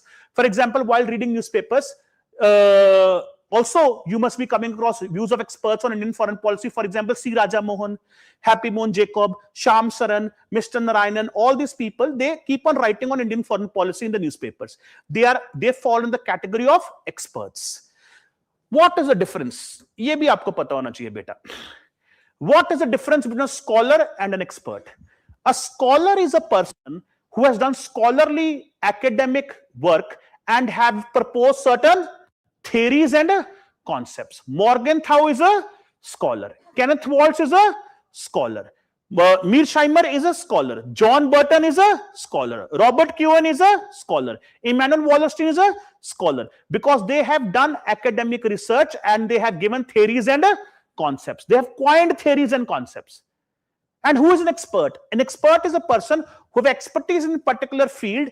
On the basis of his or her expertise, that person has given his or her viewpoint on a particular development. For example, Dr. Happy Mohan Jacob says that India must not over-rely on unpredictable partners like United States of America. This is his viewpoint on India-US relationship. That is, therefore, he would fall under the category of expert. Okay, if a former NSA, former National Security Advisor like Mr. Narayanan or Mr. Shiv Shankar Menon, if they write an article in the newspaper on Indian foreign policy, they are giving their expert viewpoints. So that's the difference between an expert and a scholar. So you have to highlight the views of relevant scholars and relevant experts in your answer as per the requirement of the question. You must do this. Whenever you use a theory or a concept, use the name of the scholar. And whenever you talk about Indian foreign policy or Indian politics, use the views of the experts. This you have to do as per the requirement of the question. That is also compulsory requirement. If you mention cobweb word, write down John Burton. Mention billiard ball, write down Arnold Wolfer. Mention core periphery model, write down Immanuel Wallerstein. You have to do that. So that is there. And the third requirement, which you already know, and we have already highlighted that also while discussing the approach, and that is, of course, the use of examples. Use of examples to highlight contemporary relevance of the idea. These are the three compulsory requirements which you have to include in your content to write academically rich PSIR answers. Not GS answers, PSIR answers. This is not the requirement of general studies, but this is the requirement of PSIR which you have to adhere to. So this you have to do. And of course, along with this, to substantiate your argument, you can use the facts as well, current facts and the reports which have been given by UN or IMF. And like as per the latest report of IMF, India has become the which rank? What is India's rank in terms of GDP in the world right now? We were a 4th largest economy, but now we have become 6th largest economy as per the latest report of IMF. India's GDP is around $20 trillion as per the latest report of IMF. So that's latest reports which are published by IMF or UN or World Bank. Those reports and facts you can also use in your answers to enrich your answers. That also you can do. So this is what your content should and must include to write good PSIR answers. That is what you have to do. Always use keywords. Always use key jargons, views of experts, views of scholars. For example, if you're talking about relevance of realism, you got a question on realism. In the concluding paragraph, you want to highlight the relevance of realism. You can use what Kenneth Walt says. Kenneth Walt says realism is not nothing but, he says realism is timeless wisdom. This is a jargon used by Kenneth Walt, that realism is timeless wisdom. So you can use that in the concluding paragraph to highlight the relevance of realism. So views of scholars, experts, key jargons, also important quotations from different theories you must use to academically enrich your answers. That you have to do whether PSIR paper 1 or paper 2 is concerned. Then lastly, I'd like to highlight that is the visual appeal of your answers. That is also very important. Visual appeal of your answers, that means your answers should be visually appealing. When I say visually appealing, what do I mean by that? I mean that you do not write in a cluttered manner. Don't write in a cluttered manner. Second, your answers should be legible. Legible means that the examiner should be easily able to read what you have written. And also, third, proper subheadings, proper structure. Visual appeal is very important. You have to sell your answer, students, to the examiner. You are here trying to sell your answer to the examiner. Don't make life of examiner difficult. If you write in such handwriting which is not legible, examiner will get very angry, extremely angry, very frustrated also. And in that frustration, examiner will develop a negative bias against you. And therefore, even if you have written all the relevant points, he or she may still not give you good marks, because you have made the life of the examiner so difficult because your handwriting is not legible. When I say legible handwriting, students, I do not mean that write beautiful handwriting, जैसे फूली पुरोए sheet पे ऐसा नहीं करना है कि ऐसा best सुंदर देख के मजा आ जाए, नहीं. I mean, at least don't write like doctors write prescriptions. It should be legible. It may not be beautiful handwriting, but it should be legible. That means easy to read. Easy to read. That is very important. Then only examiner will be able to evaluate. Nobody is going to take the pain of reading your answers if they are not legible. There are also examples where examiner may write on the answer sheet that the handwriting is not legible, therefore it cannot be evaluated. This has also happened in the past. So that is something which you need to understand, that there's no such requirement that you must have very beautiful handwriting. No, that requirement is not there. But the requirement is legible handwriting should be there. Easily examiner should be able to read what you have written. How can you make it legible? There should be proper spacing between the words. There should be proper spacing between the sentences. Spacing between words, spacing between sentences. If these little tips can make your handwriting more legible. If you may write in a cluttered manner, where the words are joined together, there is no gap between two different words, no gap between sentences, such cluttered handwriting make it difficult to read. Legible handwriting is important. Visual appeal is also very important. Then also, like I told you, proper structure with proper subheadings. Small paragraphs with subheadings, underlining of subheadings, underlining of the relevant names of scholars and experts, and even important concepts and theories. Don't do excessive underlining. It should not be the case that you underline the entire answer. Only underline subheadings, scholars, experts, names of theories and concepts. That is all. Nothing else should be underlined. They should be underlined, small paragraphs, spaced paragraphs with proper subheadings. That will increase the visual appeal of your answer. If you have paucity of time, which you will have, because I told you 180 minutes, 19 questions, then you can also make use of diagrams and flowcharts. Because diagrams and flowcharts and Venn diagrams, they will help you communicate a lot of points in very few words and also in less time. That you can do when you have paucity of time. You can even include flowcharts and diagrams as far as the requirement of the question is concerned. Also, students, one more thing you need to understand, English language skills are also very important. This is, you're writing an exam in English medium. So you should be able to express yourself in English medium. If you're not able to express yourself in English medium, both spoken English and written English, you will have problems. So if you have these problems, work on these problems right now. You need to work on this. Your English language skills are very important. When I say English language skills, there are two very important things: grammar and vocabulary. English vocabulary and English grammar. You may be thinking that sir तो school वाली बातें बता रहे हैं, but मैं क्या करूं बच्चों, आपकी नहीं है vocabulary and grammar. You make those mistakes. Not all of you, but few of you make those mistakes. And when you make those mistakes, spelling mistakes, simple spellings are not right. Grammatically incorrect sentences are there. Wrong punctuations you have used. And that is very irritating for the examiner. Again, examiner will develop a negative bias against you if you have poor English language skills, if your grammar is poor, if your vocabulary is poor. Why vocabulary is required? Because these days, in the question itself, they are using such vocabulary. If you do not know the meaning of those words, you cannot understand the requirement of the question. So vocabulary, grammar skills are also very important. Don't make excessive use of punctuations in one particular sentence. Then the sentence becomes ambiguous and unwieldy. You have to frame short sentences, grammatically correct sentences. That also is very important. Now, many of you must be thinking that, sir, kaise main karu apni grammar improve or vocabulary improve? If you have that problem, many of you may not have, but if you have that problem, the only solution for that is reading of the newspaper. If you read newspaper on a daily basis, if you read articles and editorials in the newspaper on a daily basis, your English language skills will improve. Your English vocabulary will improve. Your grammatical skills will improve. The quality of English expression will improve. That will only happen if you do vast reading of the newspaper. Very important. There is no other solution for this. That is what you need to take into consideration. So this is what you should do. This visual appeal of your answers is also very important. If your answers are not visually appealing, then also don't make it difficult for the examiner to evaluate your answer.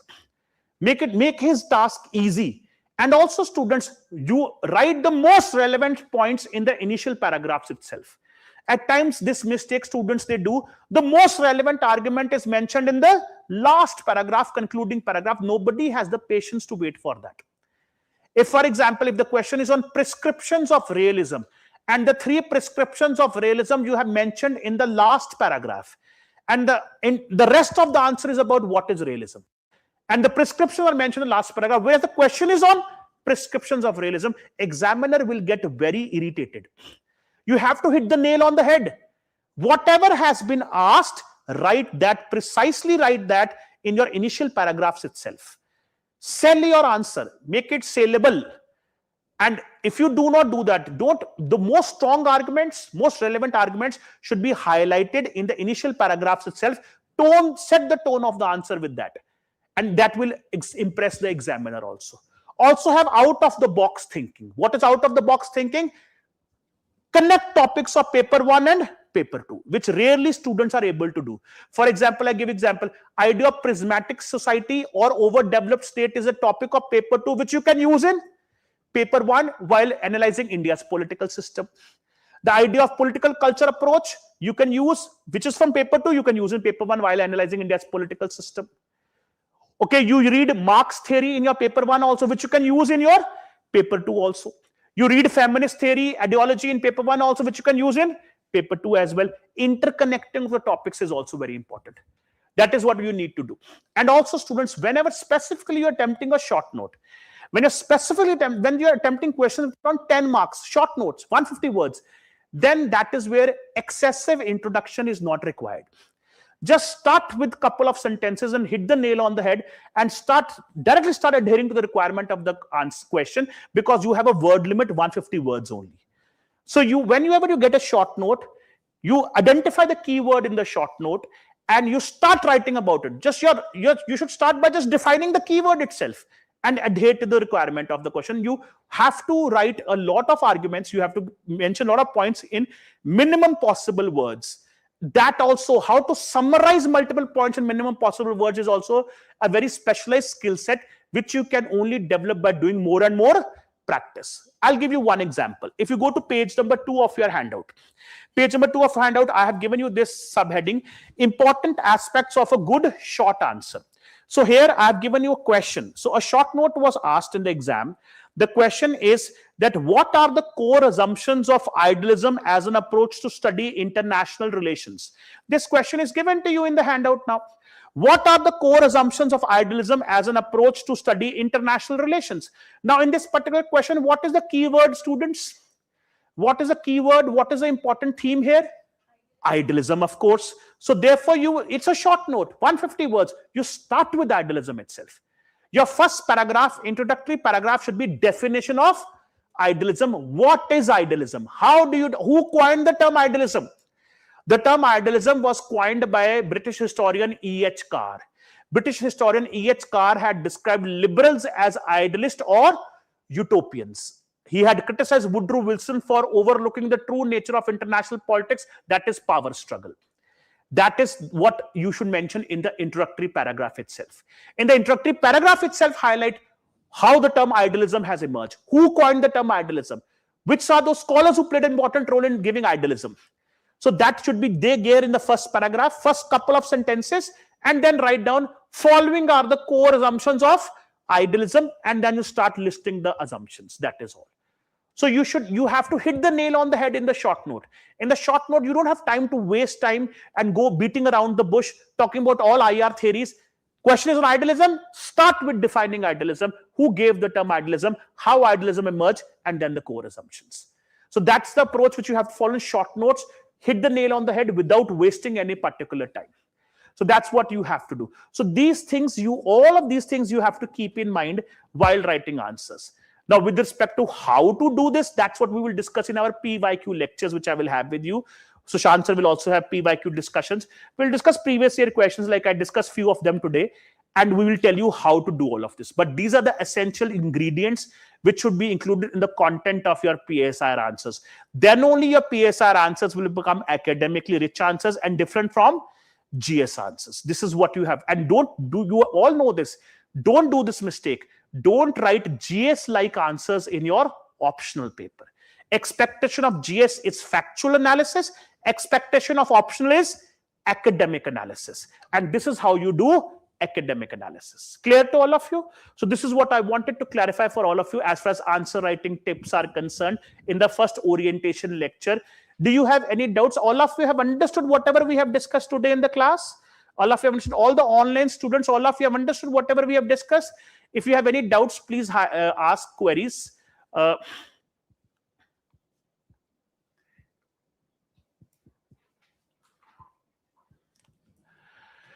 Harshita, I believe your optional classes must be over. You've done your optional syllabus.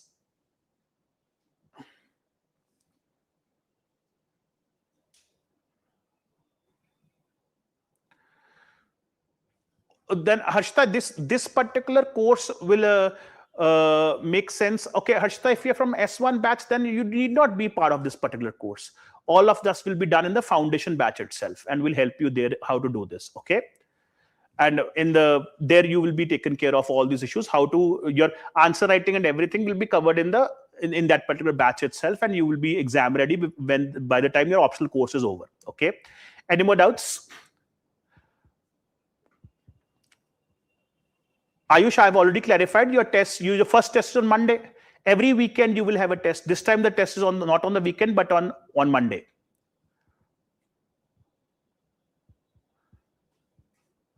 Yes, of course, we'll give you model answers for all the tests which we are going to conduct. All questions, there will be model answers, which will include views of experts, scholars, and theories and everything. Yes, recorded sessions would be available, Anushka. But like I recommend to you, you should attend live sessions. Then only, like you're right now interacting with me, this interaction is not possible when you're dependent on recorded sessions. Okay. Any more doubts? Yes, you want to ask something? Structure of the course, like I've told you, there'll be 22 tests, 16 weekly tests, 4 sectional tests, 2 full-length tests. And this test will happen every weekend. Every weekend you will have a test. Once a month you have a sectional test. At the end of the course, you'll have full-length tests. Now, specific chapters for each test we haven't highlighted right now because we want to keep it flexible to make sure that you are able to connect chapters. There should be a coherence between chapters. For example, one week we'll pick up a chapter from paper 1. The next week we will pick up a chapter from paper 2. This week you have a test on Machiavelli. Next week you have a test on realism, because Machiavelli thought, do you think Machiavelli's thought is related to realism, IR theory of realism? So that is how we structure it. So every week we'll pick up couple of chapters, and that's how we will do it. Total 22 tests would be there. Theme-based tests, chapter-wise tests will be conducted. The entire syllabus will be covered in these tests. Okay. Anything else? No, we will have paper, Shrey, we'll discuss questions of the test also. In the PYQ discussion itself, we will discuss the questions which were asked in the test as well.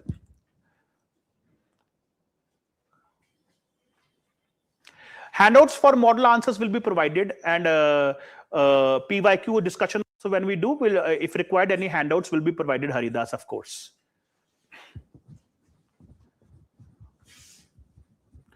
No. In GS paper, there is no such requirement to mention scholars and experts and theories. The GS paper requirement is factual.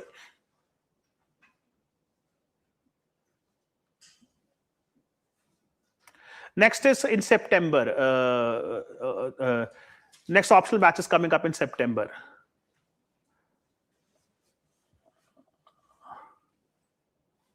That's why if you're crossing the word limit and the space limit, you're not able to deal. That's why practice is required. That is why practice is required, and that is why it's very important to do this practice, that you learn the skill of, doing justice and adhering to word limit and space limit. Yes, this is a very good point Navjeet Kaur has mentioned. I would recommend to all of you. Make 1-page notes for all chapters. In his 1-pager notes, what you have to do? In his 1-pager notes, only write the names of the scholars and experts regarding that particular chapter and their main argument in front of that. Okay, for example, if you have done realism, make 1-page notes on realism where you write the names of all important scholars of realism and their main viewpoint in front of their name. That is all. Why these 1-pager notes are required? These 1-pager notes are very handy when you are revising. While revising, it's very handy. You have too much on your plate. It's not your optional only. You have to do GS also, ethics also, essay also. So you tend to at times become overwhelmed and overburdened also. So do smart work. For each and every chapter, 1-pager notes are required. And those 1-pager notes, you don't have to rewrite the entire handout or rewrite the entire notes.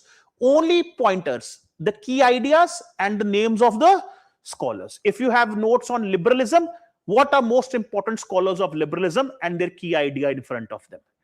And just so that when you revise, when you look at that 1 page, you are able to recollect everything you had read in that chapter. So that will greatly help you. That will help you memorize the names of scholars and experts and their viewpoints and in which particular theory they are relevant. So 1-pager notes you should be able to make for all chapters. And this is very handy, specifically with respect to revision. Okay. 11 a.m. is the timing.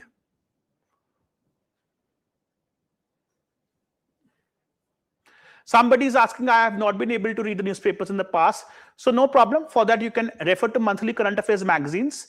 And also, we can help you by providing notes also. But from now onwards, sudhar jao. अब से, कल से, परसों से, कल भी छुट्टी मना लो, कल संडे है, मंडे से शुरू कर लो, न्यूज़पेपर पढ़ना शुरू कर दो. That's very important. If you will read the newspaper, जो बीत गया, वो सब जो कमरे में वो बनाई हुए ना, वो डेट वाइज अरेंज करके रखे हुए हैं, वो रद्दी में दे दो, उसका नहीं है फायदा. जो बीत गया, वो नहीं होगा अब. बायगॉन्स भी बायगॉन्स. परसों से शुरू कर दो, कल भी छुट्टी मना लो. सोमवार से read the newspaper. You have to read the newspaper on a daily basis. If you haven't read in the past, forget it. Read it from now onwards. Even if you read it from now onwards, you will be able to cover a lot of things. Okay. We will have 1 lecture every week on PYQs, followed by a test every week. Okay. No, everybody can join. Navjeet, everybody can join. Our Vajiram students, outsiders also can join. It's open for everyone. Yes, anything else? Any more doubts? Offline students, do you have any doubts? Yes, you want to ask something? Yes, you will be able to. Anytime after 11 a.m. We'll have to check with the authorities. If the timing would be 11 to 1:30. And if possible, we can open up the test center for you after that also. I'll have to check with them. Okay. Fine. Ideally, the time would be 11 a.m. You have a GS batch at 11 a.m. or something? So It would be more comfortable if it's available, if the answers are available in the evening also. I guess it would be available because we have a test center where you can come and write anytime. Most probably it would be available. So I will just check after the class also. Okay. Anything else? Yes, of course. That's Ayushman. I would suggest that Anshuman Patel. This is a suggestion for everybody. If you have done your PSIR syllabus once, then only this course can help you. I mean, if you haven't studied PSIR, if you have not done the foundation course, then this course will not be able to help you, because in this course we're not going to teach you topics. We're not going to teach you topics. We're going to discuss PYQs and tests, followed by test discussion and model answers. So where we are assuming that you know those topics. I will not teach you topics. I will discuss questions with you, that how the questions from this particular topic can be best attempted, where I will assume that you know the topic. So teaching of the topic will not take place it is not even possible to do that in 20-30 classes. Teaching of all PSIR topics require 200 lectures and 6-month period. So that is something else. So if you have not done PSIR course, or you haven't done PSIR on your own, also you can do it. If you haven't done, then this course would not be able to help you. We assume that all students joining this course have foundation of PSIR. They know what are the topics of PSIR. They are well read on it. And if you have forgotten topics, if you had read in the past but now you are not well versed, that is why we've given you so much of time. 5 days you will have to revise what you have read earlier. 5 days, for example, you have to revise, and like next week you have 5 days to revise realism, and next weekend you will have a test on realism. So you can revise and then you can give the test. Okay. Weekly basis, we will tell you the syllabus or the chapters which we will pick up on a weekly basis. I have clarified that we will do on a weekly basis, and then the sectional test and the full length test also. We will prepare schedule for 2, 3, 4 weeks in advance and communicate to you. Okay. Yes, of course, Navjeet, you can do that. Like I told you, we'll have a Telegram group also where you can stay in touch with all of us. Okay. So tomorrow, students, you have again tomorrow Sushant sir will take your class at 11 a.m. and the venue of the classroom will also be communicated to you, or a live link which is being sent to you, that will be sent to you. So that tomorrow's lecture is on PYQs on Plato, Aristotle, and Machiavelli. These three thinkers, Plato, Aristotle, Machiavelli, on these three thinkers, PYQ discussion will take place tomorrow.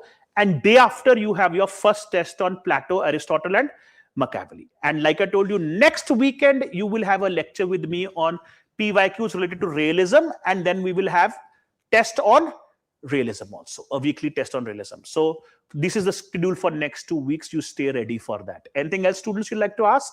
Clear, everybody? All the offline students and online students? Online students clear? All your doubts are clear? So all the best for your test. Stay prepared on Machiavelli, Plato, and Aristotle. Tomorrow is the PYQ discussion. Day after is the test. Okay. Next weekend, realism. Fine. We'll send you a Telegram link also. We'll do that for all of you. Fine. Yes, 6.5 months is the course. 6.5 months, the entire course would be there. That's the length of the course. Any more doubts? So thank you, students. Thank you so much. I'll see you next weekend on the class on realism, PYQs of realism. Tomorrow you have a class with Sushant sir. Thank you, everybody. Thank you, students.